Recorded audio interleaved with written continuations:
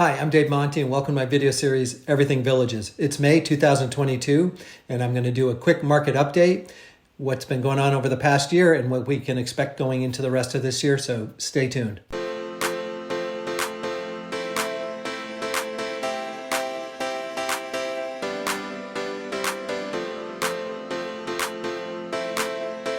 Before we get started, as always, the topics that I cover in my videos are in my free 42-page guide, Buying and Selling a Home in the Villages. If you'd like your free copy, just email me right here at davemontysales@gmail.com and I'll send you out your copy. So it's been a couple months since I've done a video. The last one we did called Biggest Bang for Your Buck, we talk about how to help sellers get more money for their homes by updating them, and we help buyers get more home for their money by buying something that needs updating. The demand for that was a little bit more than expected, so it's taken us a couple of months to start building back some infrastructure so we can scale that part of the business, but it was a little bit consuming for a couple months. Anyway, a good problem to have. Like I said in the introduction, we're going to talk about the market and the current conditions. So we're going to first start off by talking about the feel that I have going on right now in the market. I do have a good feel because I do make a lot of offers for clients as well as list homes, and I'm constantly doing market analysis. And so again, it gives me a pretty good handle on what's going on and a good feel of what's going on. Now, actually, some of the numbers that I came up with are kind of contradictory, and I'm trying to figure them out. But I think I do understand why the numbers are a little bit different than my thinking. But we'll get to that. So basically, it feels like the market's settling out. We're still seeing increasing in prices. We're starting to see a pullback on how fast the homes are appreciating in price. We're starting to see buyers be a little bit more cautious, and I'm going to get in detail about some of these. So the first thing we're going to take a look at is what the year-over-year gains were within the different areas of the villages. I'm going to look at the price per square foot. For this particular one, I actually strip out the very large homes and the very small homes. I strip out homes that have a pool, have a view, anything that has a large material impact on the home that's not standard, I try to strip out. So we are looking at for the most part, if you haven't seen one of my other videos, homes were built in this area first. This is where the manufactured homes are, the very beginning of the villages. Then you come over to Spanish Springs, and you start seeing a transaction from manufactured to site-built homes. Then from there, they moved over to Marion County up here and started building their way south down and continue to build along the turnpike. So the homes get newer as you go from north to south. So taking a look here, I'm looking at the biggest gains happened in Orange Blossom, where the manufactured homes are. Now, I think there's a couple of reasons for that. One is that if anyone's being hit right now by the increase in interest rates or trying to buy something before things go crazy with interest rates, it's going to be people that need a loan, as well as people who have a smaller budget. The other thing that happens here too is that the less expensive the home is to begin with, the easier it is to realize a percentage gain. So Orange Blossom had the biggest gain. The smallest gain was actually in Spanish Springs, but the bulk of the villages is right around that 36% gains year over year from last year. Now, when you live in your own little bubble, and for the most part, I do most of my sales in the villages, and you don't look outside so often, you think, wow, this is crazy what's going on in the villages, but really it's going on everywhere. When I start taking a look at the communities that are immediately close to the villages, as well as some of the top other retirement communities that you would find up in Ocala, you're going to see that we're averaging about 39% increase in price versus a 35% increase in the villages. So really the villages is just falling in line with the rest of the market here in Central Florida. It might be that the villages already had a premium on the home. So when you see a 10% increase, On a $500,000 home, that's a 50% increase. If you $250,000, that's a $25,000 increase. So when you're starting with a higher number, percent increases are larger dollar amounts. So maybe that's the reason why it feels like the pricing in the villages is out of control. But by the numbers, it really is not. So this one kind of shows what's going on with the number of listings that are on the market at any one time. Now, the raw numbers are off on this. I check the MLS every single day, and the very first thing I do is type in the villages with no other search criteria to see how many homes are on the market in the villages. It's been consistently between 50 to 60 homes, maybe a little bit less, a little bit more over the last year. Over the last couple of months, I've seen that number jump to 120 to 130. And you see that jump right here. But again, the MLS numbers, for some reason, they show 100 to about 180 when it was really about 50 or 60 to about 120 to 130 homes. We are starting to see that level off. The hope was that the inventories would continue to increase and give buyers a little bit of hope, but we have seen that number kind of level off again at historic lows.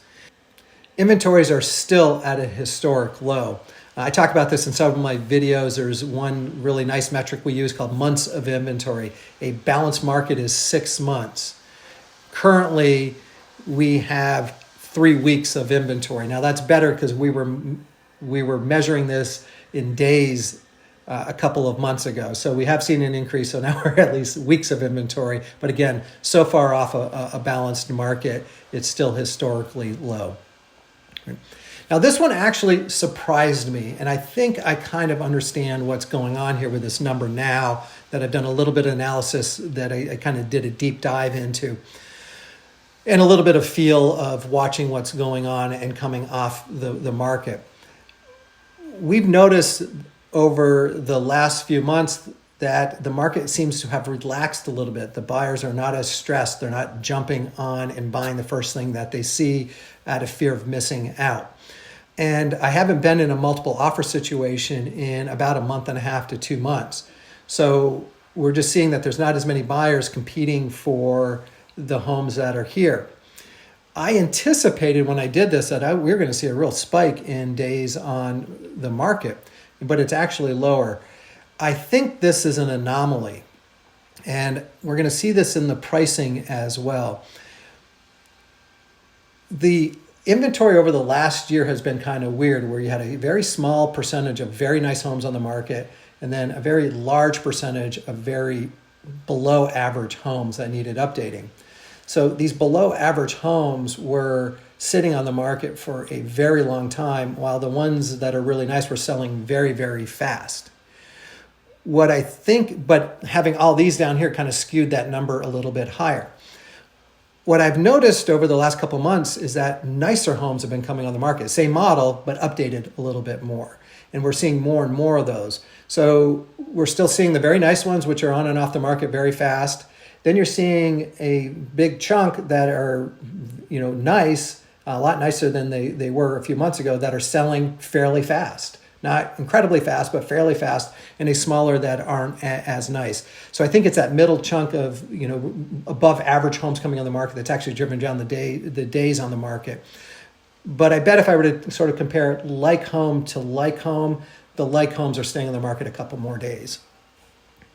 I hope that makes sense. I probably talked myself in a circle. I'm a little confused, but let's look at it here, okay, from a price standpoint. Same sort of thing. We've seen pricing level off. The patio villas were going through the roof, and all of a sudden they sort of stalling out at $300,000 to $310,000 as an example. They're not continuing to increase. But if I look, I'm going to get this out of the way real quick.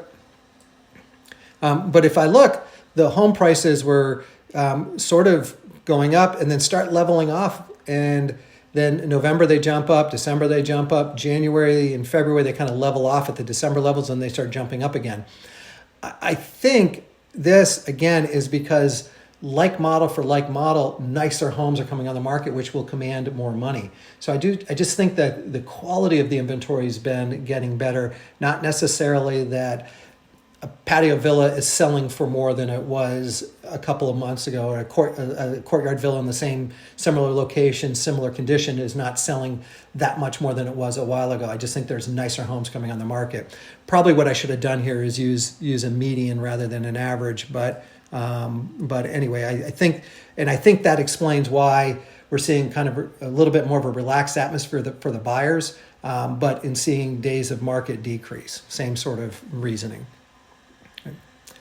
And again, I just mentioned this, we do feel or sense that the pricing is stabilizing some. Now, how I know that is that we're having a large increase in the decrease of asking price. Now, that decreased price is still a little bit more than the asking prices were a couple of months ago.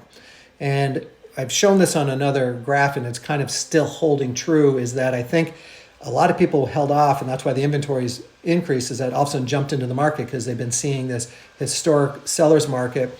There's a sense that things were leveling off, so a lot of people that are holding off said, "Ooh, now's the time to sell." And so what happens is when you price a home, is you come up with a range right here. And in this strong seller's market, you had sellers that were pricing just above this range. Then that range shifts up because someone bought that home, and then the range shifts up because someone bought that home. Well, you go to a seller now, what was happening, you show them the range and they go, wow, this is a strong seller's market. Let's put the price way up here. And I think what we're seeing is that the sellers got a little bit greedy and the buyers just said, nope, I'm not going to go pay that much more. So we're seeing the asking price kind of lower to the way it was. So we're still seeing an increase in price. We're just not as fast as it was. So let's look at some of the outside influences that are going on right now. There's a lot of uncertainty in the economy for a number of reasons. The war, we got inflation, we got an increase in interest rates. And all of those are causing buyers to just kind of pause slightly. It's not stopping them because there's still a little bit of that fear of missing out that if I don't buy now, I'm never going to be able to afford a home. Another thing that is an interesting sort of stat is that last year, over 800,000 people bought new construction homes. This year, they anticipate about 1.5 million new homes being built. That's a huge difference between how many people actually bought and how many homes are going to come on the market. The thinking is that the new home construction has overshot demand a little bit. And so what you're going to see is those prices probably come down slightly, which will have an effect on the overall market. So kind of that imbalance is also going to have the effect of slowing down the market. Again, we don't think that there's going to be a bubble and a decrease in pricing. We still anticipate slight increases in pricing, but just not as fast. Okay, so what does that mean? Okay, so if a buyer's waiting to see lower prices, we don't see that happening. We do see them flattening out and the inventory increasing and better inventory coming on the market in a more relaxed atmosphere for the buyers. So to the buyer's advice is if you're really thinking about that you're going to be moving over the next 6 months, now's actually the time to start looking. But you have to really have that panicked. You can come in, know what your budget is, know what you're looking for, and sort of take your time a little bit more to find that particular home that's going to fit your needs perfectly. All right. What does it mean for the seller? Still a historically strong seller's market. So if you're looking to sell, now is actually probably a pretty good time. I don't think you're going to see where it's like you sell now and then in a year you're going to be kicking yourself. I think you're going to see gradual increases in prices, but I don't believe we're going to see the big jump. Again, no one has a crystal ball, but I don't think we're going to see a big jump. The big thing for the seller to take away is that homes that are updated sell much better. Homes that show well sell better. Homes that are decorated well sell for more, sell quicker, sell better. So if you're looking at selling your home, now's the time to start planning for that and start planning to spruce up your home.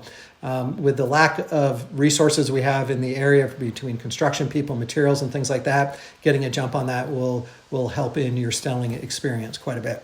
So to summarize all this, the market really hasn't changed that much.